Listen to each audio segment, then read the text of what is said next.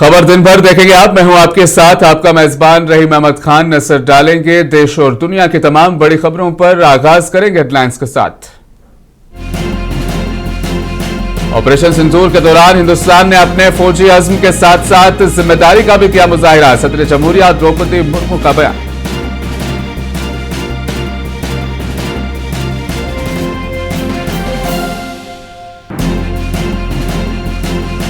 Assam assembly में एक से ज्यादा शादी से मुतल्लिक बिल मंजूर।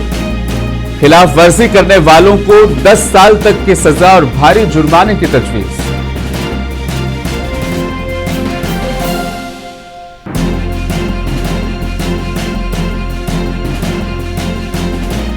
दिल्ली में वजीर दिफा राजनाथ सिंह की अपने इंडोनेशियाई हममंसब से मुलाकात। दिफाई ताउन को मजबूत बनाने पर हुई बातचीत।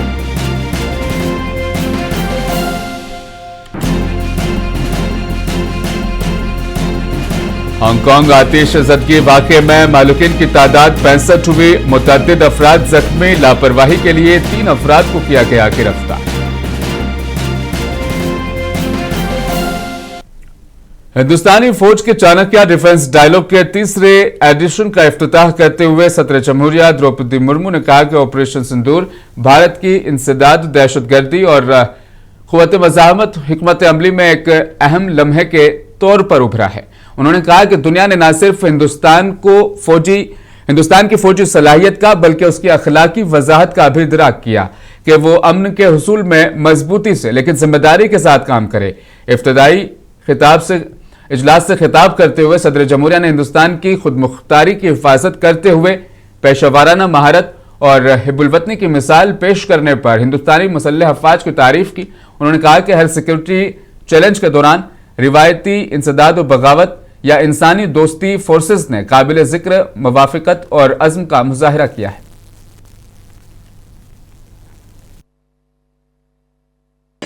The recent success of Operation Sindoor stands as a defining moment in our counter-terror and deterrent strategy.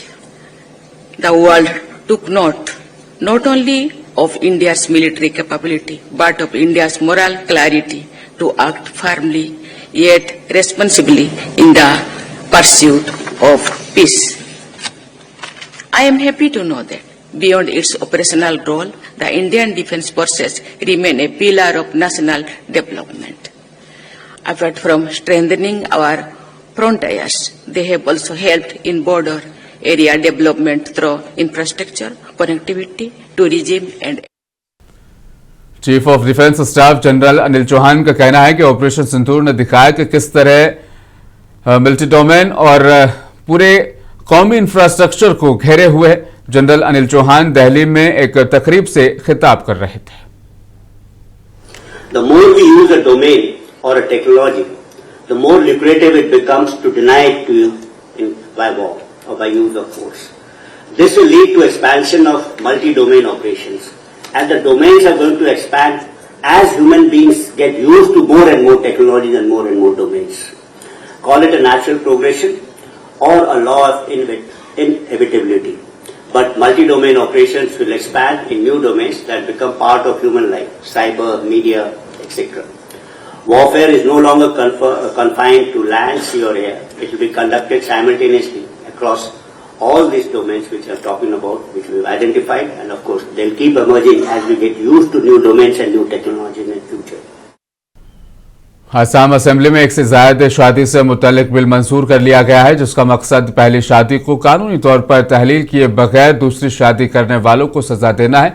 इस बिल में उन अफराद के लिए 10 साल तक की सजा और भारी जुर्माने की तजवीज दी गई है जो दूसरी बार शादी करने से कबल पिछली शादी को छुपाते हैं। इस बिल में पुलिस से अज़वाज की शादियों के बारे में मालूमात छुपाने वालों के लिए 2 साल तक की कैद और 1 लाख रुपए तक के जुर्माने की तजवीज है। ऐसी शादियां करने वाले मौलवी या काजी को 2 साल तक कैद और 1.5 लाख रुपए तक का जुर्माना भी हो सकता है।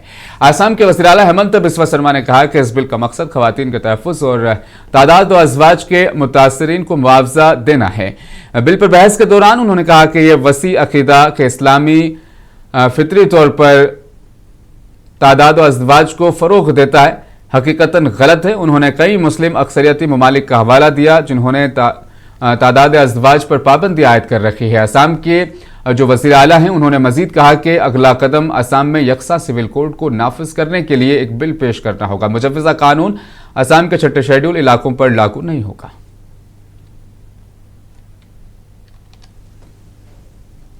असम में एक से ज्यादा शादी से मुतालिक बिल रियासती असेंबली में मंजूर होने पर AIUDF के MLA अशरफ हुसैन का कहना है कि हम इसके खिलाफ थे क्योंकि जिस तरह से मुस्लिम पर्सनल लॉ पर हमला किया जा रहा है ये ठीक बात नहीं। ये जो बिल है पॉलीगमी के ऊपर जो बिल आया है ये कॉन्करेंट सब्जेक्ट है और इसके साथ मुस्लिम पर्सनल लॉ का कॉन्फ्लिक्ट होता है और इसीलिए ये कंसेंट के लिए प्रेसिडेंट तक भेजेगा। तो मुसलमान के पर्सनल लॉ के ऊपर जिस तरह से ये हमला हो रहा है ये ठीक नहीं है और इसीलिए हम इसका विरोध में थे। हम अलग अलग जो लॉजिक है हमने दी है, हमारा तरफ से जितना भी बात रखना है हम रखा है, लेकिन उन लोगों को माना नहीं, हमने विड्रॉ भी नहीं किया। दिल्ली प्रदेश कांग्रेस कमेटी के ज़ेर तमाम AICC के हेडक्वार्टर में एक अहम इजलास और प्रेस ब्रीफिंग का इनेकाद किया गया जिसमें दिल्ली के बढ़ते हुए अवामी मसाइल और मौजूदा सियासी व समाजी सूरत-ए-हाल पर तफसीली गुफ्तगू की गई। इस इजलास की सदारत दिल्ली प्रदेश कांग्रेस कमेटी के सदर देवेंद्र यादव ने की। काजी निजामुद्दीन ने कहा कि दिल्ली के अवाम बुनियादी सहूलियात से महरूम हैं और हुकूमत जमीनी सतह पर कोई संजीदा इक़दाम नहीं कर रही। देवेंद्र यादव ने मरकजी और रियासती हुकूमतों से फौरी और मौसर हिकमत अमली बनाने का मुतालबा किया है। दिल्ली के हालात खराब हैं, प्रदूषण को लेकर बहुत बुरे हालात हैं और दिल्ली की सरकार को चला रही मुख्यमंत्री रेखा गुप्ता जी की तरफ से कोई भी कार्रवाई ऐसी नहीं की गई जो प्रदूषण को कंट्रोल कर सके और चाहे वो उनके चुनावी वादे। देखिए, दिल्ली के अंदर जिस तरह से रेखा गुप्ता जी के बोल दिन प्रतिदिन बिगड़ते कह देती हैं और जिस तरह से चुनाव से पहले उन्होंने दिल्ली की जनता से, दिल्ली की महिलाओं से, बहनों से वादा किया था कि सिलेंडर 500 रुपये का देंगे और हर होली और दिवाली पर एक सिलेंडर मुफ्त देंगे हर घर को, आज तक नहीं दिया। उन्होंने 2500 रुपये हर महिला को देने का वादा किया था, आज। जी, आप क्या कहना चाहिए? सर, मैं कहना चाहता हूँ माननीय मुख्यमंत्री रेखा गुप्ता जी से कि रेखा गुप्ता जी ने कहा था मुख्यमंत्री बनने से पहले कि मैं 100 दिन के अंदर अंदर गायों को दिल्ली से गौशाला में भेजूंगी। आज तक वो मुद्दा इनका पूरा नहीं हुआ, आज तक इन्होंने वो कार्य। आपको पता है दिल्ली की ट्रैफिक कितनी जाम होती है, बहुत ज़्यादा है ना। तो इसीलिए रेखा गुप्ता जी के आपके माध्यम से जाना चाहिए कि रेखा गुप्ता जी ये गायों को और जितने भी डॉग्स वगैरह हैं इन सबको दिल्ली की सड़कों। किस तरह से आप देख रहे हो? हम ये नहीं कह रहे कि काम नहीं हुआ, हम ये कह रहे हैं कि काम होना नहीं होना तो बहुत बात की बात है। हम ये कह रहे हैं जो काम करने के लिए आपने बोला था, इस 2.5 ग्राम की ज़बान से जो बात बोली थी वो इस 2.5 ग्राम से बोली हुई बात कहाँ गायब हो गई? आपने इस 2.5 ग्राम की ज़बान से बोला था कि आप 2500 रुपये हर महिला को देंगे, उसकी आज चर्चा भी नहीं है। आपने इस 2.5 ग्राम की ज़बान से बोला था कि आप हर दिवाली पे सिलेंडर देंगे, दिवाली निकल गई।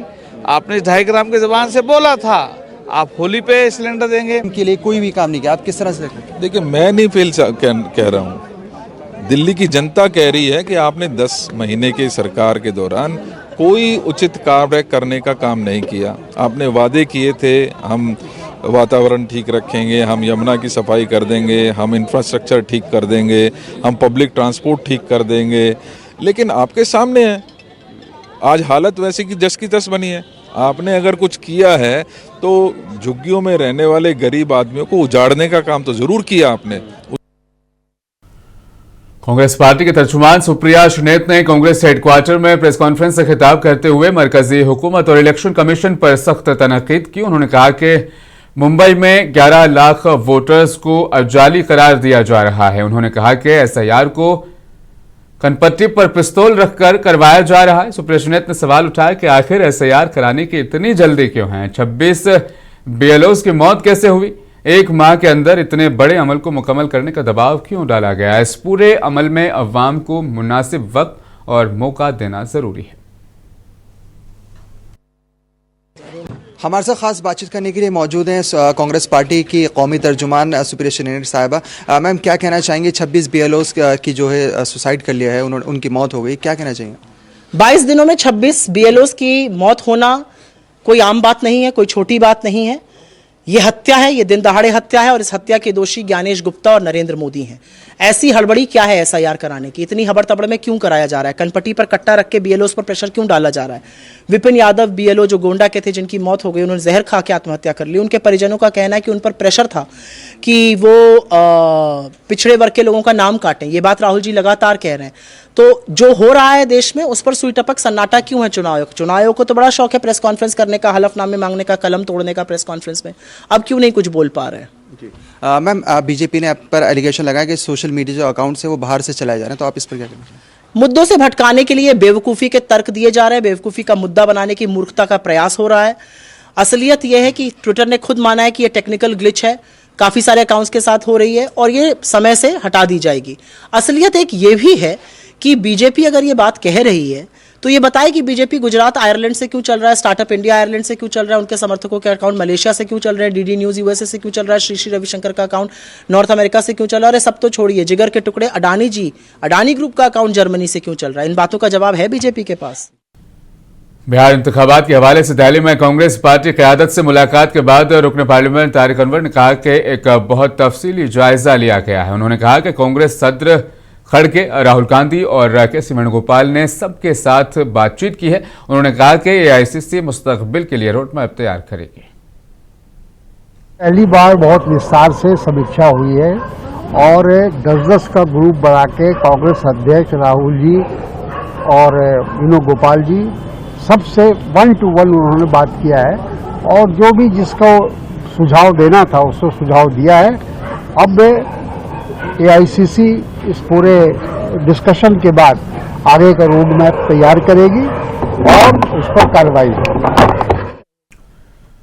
कांग्रेस लीडर राजेश ठाकुर का कहना है कि जिस तरह से BLO पर दबाव डाला जा रहा है, जिस तरह से लोगों की तरफ से शिकायत आ रही हैं, कहीं ना कहीं ऐसा लगता है कि इलेक्शन कमीशन तासुब के तहत काम कर रहा है और ऐसे में जब BLO खुदकुशी कर रहे हैं उस पर कार्रवाई करने के बजाय गैर मुतल्लका बातें की जा रही है। जिस तरह से BLOs पर दबाव बनाया जा रहा है वो किस तरह का दबाव है आप समझ सकते हैं और जिस तरह की शिकायतें आ रही हैं लोगों से, उससे ये लगता है कि कहीं न कहीं चुनाव आयोग जो है पूर्वाग्रह से ग्रसित होकर काम कर रहा है और ऐसे में जब BLOs आत्महत्या कर रहे हैं फिर भी उस पर कोई एक्शन लेने के बजाय इधर उधर की बात करते हैं।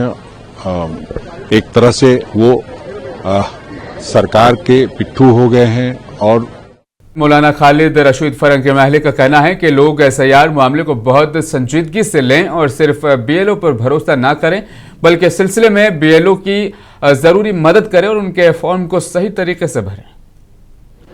मेरी तमाम आवाम से यही अपील है कि SIR के मामले काम को बहुत ही सीरियसली टेकअप करें और सिर्फ BLO पर ना रहें बल्कि इस सिलसिले में BLO की ज़रूर हेल्प करें और अपने फॉर्म सही तौर पर ज़रूर फिलअप करें।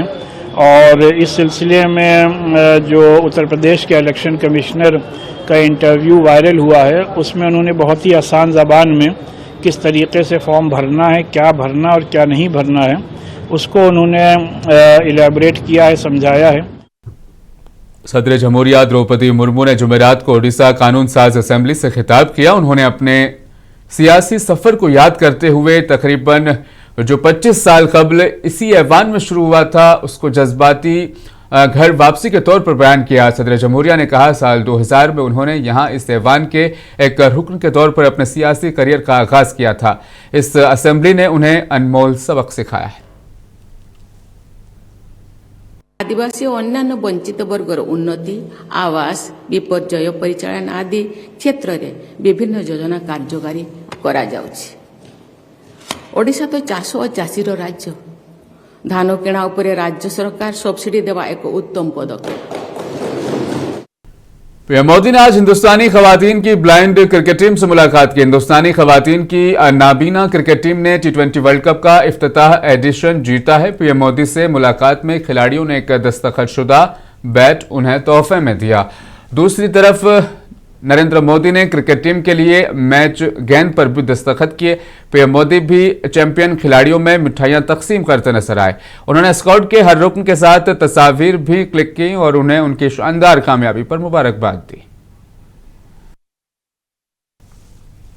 हिंदुस्तान और इंडोनेशिया ने इलाकाई सलामती पर अपनी स्ट्रेटेजिक सफबंदी का इआदा किया। मरकजी वज़ीर दिफा राजनाथ सिंह और उनके इंडोनेशियाई हममनसब शाफरी शमसुद्दीन ने जुमेरात को नई दिल्ली में हिंदुस्तान इंडोनेशिया के वज़राए दिफा के तीसरे डायलॉग के मुश्तरका प्रोग्राम की सदारत की। इस दौरान दोनों ममालिक के दिफाई ताउन को मजबूत बनाने, फौजी तबादलों को वसअत देने और हिंद के चैलेंजों के लिए मुश्तरका रद्द-ए-अमल को तेज करने पर तवज्जो मरकूज की गई। We had a brief interaction earlier this month at ADMM Plus. I am very happy to meet you here and welcome you to India for this third India-Indonesia Defence Ministers Dialogue.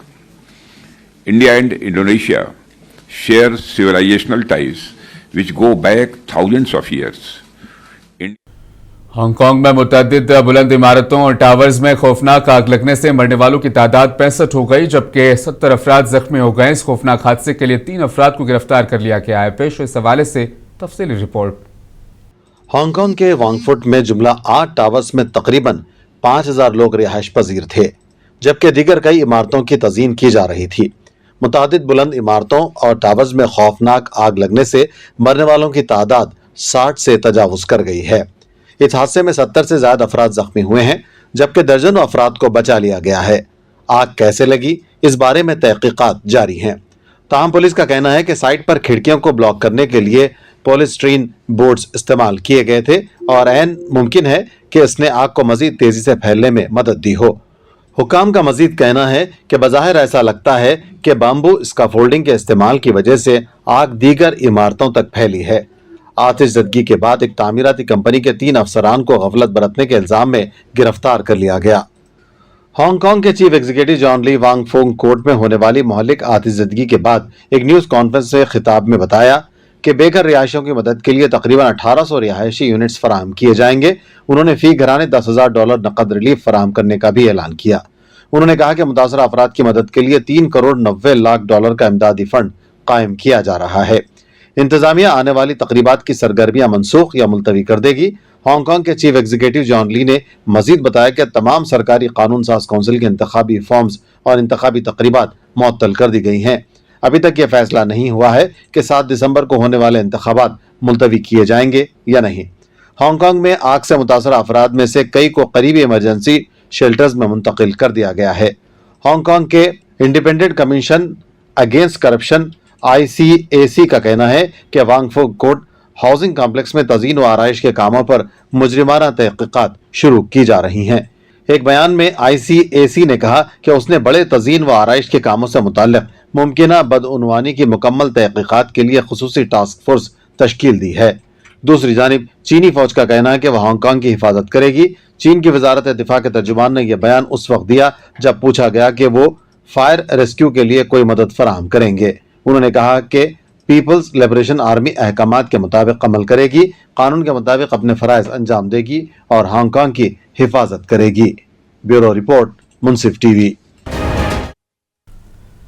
Nepal के मरकजी bank ने जुमेरात को 100 रुपए के नए currency note जारी कर दिए हैं, जिसमें एक नजरसानी शुदा नक्शा दिखाया गया है, जिसमें काला पानी यानी लिपुलेख और लिम्पियाधुरा के इलाकों को शामिल कर लिया गया है, जबकि भारत का कहना है कि तीनों खित्ते उसके हैं। भारत ने इस वक्त नेपाल के इस इक़दाम पर सख्त रद्द-ए-अमल का इजहार करते हुए नजरसानी शुदा नक्शे को यकतरफा अमल करार दिया और काठमांडू को खबरदार किया कि इलाकाई दावों को इस तरह की मसनूई तोसी उसे कबूल नहीं होगी। पाकिस्तान में इमरान खान की सेहत के बारे में अफवाहों के दरमियान रावलपिंडी की अडियाला जेल के बाहर साबिक वज़ीर आज़म इमरान खान के हामी जमा हो गए हैं। वज़ीर आला खैबर पख्तूनख्वा सोहेल आफरीदी ने आज जेल का दौरा किया।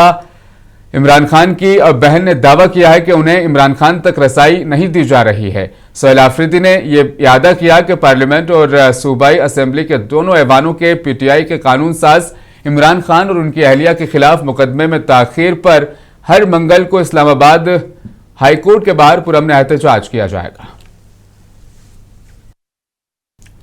अमेरिकी सदर डोनाल्ड ट्रंप ने तस्दीक की है कि व्हाइट हाउस के करीब नेशनल गार्ड के 2 एहलकारों पर फायरिंग करने वाला मुश्तबा शख्स सितंबर 2021 में अफगानिस्तान से आया था। उन्होंने इस वाक़े को दहशतगर्दी का अमल करार दिया। अमेरिकी सदर ने मजीद कहा कि उनकी हुकूमत को अब उन तमाम अफराद को दोबारा जांच पड़ताल उनकी करेगी जो उनके पेशरो जो बाइडन के दौर में अफगानिस्तान से अमेरिका आए हैं। अमेरिकी मीडिया के मुताबिक जिस अफगानिस्तानी शहरी पर शुबा है कि उसने वाशिंगटन में नेशनल गार्ड्स के 2 एहलकारों पर फायरिंग की, वो अफगानिस्तान में अमेरिकी अफवाज के साथ काम कर चुका है, जिसके बाद उसे अमेरिका मुंतकिल किया गया था। Fellow Americans, earlier today on the eve of the Thanksgiving holiday, 2 members of the National Guard serving in Washington, D.C. were shot at point-blank range in a monstrous ambush-style attack just steps away from the White House. They had been deputized as part of the most successful public safety and national security mission. Bangladesh की अदालत ने जुमेरात को साबिक वज़ीर-ए-आज़म शेख हसीना को corruption के 3 मुकदमात में 21 साल कैद की सजा सुनाई। इस मुकदमे में उनके बेटे और बेटी को 5 साल कैद की सजा सुनाई गई। आप देखिए इस हवाले से तफसीली रिपोर्ट को। ढाका की अदालत के चीफ जस्टिस अब्दुल्ला मामून ने शेख हसीना को बांग्लादेश के सबसे बड़े शहर के मज़ाफात में गैर कानूनी तरीके से जमीन हासिल करने का मुर्तकिब करार दिया। ये फैसला गैर हाजिरी में चलने वाले मुकदमे की कार्रवाई के बाद सुनाया गया। जज ने फैसला सुनाते हुए कहा कि साबिक वजीर आजम का रवैया मुसलसल करप्शन की तरफ मायल रहा है, जिसे सजा से बचने के एहसास, लामहदूद इख्तियारात और अवामी अमलाक पर वाज़े कब्जे की हिर्स का पता चलता है। इसी मुकदमे में शेख हसीना के बेटे और बेटी को 5 साल कैद की सजा सुनाई गई। गुज़िश्ता हफ्ते एक अदालत ने साबिक वज़ीर आज़म के खिलाफ इंसानी हुकूक के खिलाफ वर्जियों के जराइम के सिलसिले में सजाए मौत का हुक्म भी जारी किया था। शेख हसीना पर इल्जाम है कि उन्होंने तलबा की बगावत के दौरान मुजाहिरीन पर फायरिंग के अहकामात दिए थे, जिसके नतीजे में उन्हें अगस्त 2024 में इख्तिदार छोड़ना पड़ा। हसीना वाजिद इन दिनों भारत में खुद साख्ता जिला वतनी काट रही हैं। उन्होंने इन इल्जामात की तरदीद की और अपने खिलाफ दायर मुकदमात को सियासी मकासद का मोहरिक करार दिया। अक़वाम मुत्तहिदा के मुताबिक अवामी एहतजाज के दौरान कम अज कम 1400 अफराद हलाक हुए, जिनमें ज्यादातर आम शहरी थे। इसके बाद शेख हसीना को 5 अगस्त 2024 को मुल्क छोड़ना पड़ा और उन्होंने 15 साल इख्तिदार संभालने के बाद पड़ोसी मुल्क भारत में पनाह ले ली। सजाए मौत सुनाए जाने के बाद ढाका ने शेख हसीना की हवालगी के लिए भारत से राब्ता किया है। भारत का कहना है कि उसे बांग्लादेश की दरखास्त मौसूल हो गई है और इस पर गौर किया जा रहा है। ब्यूरो रिपोर्ट, मुंसिफ टीवी।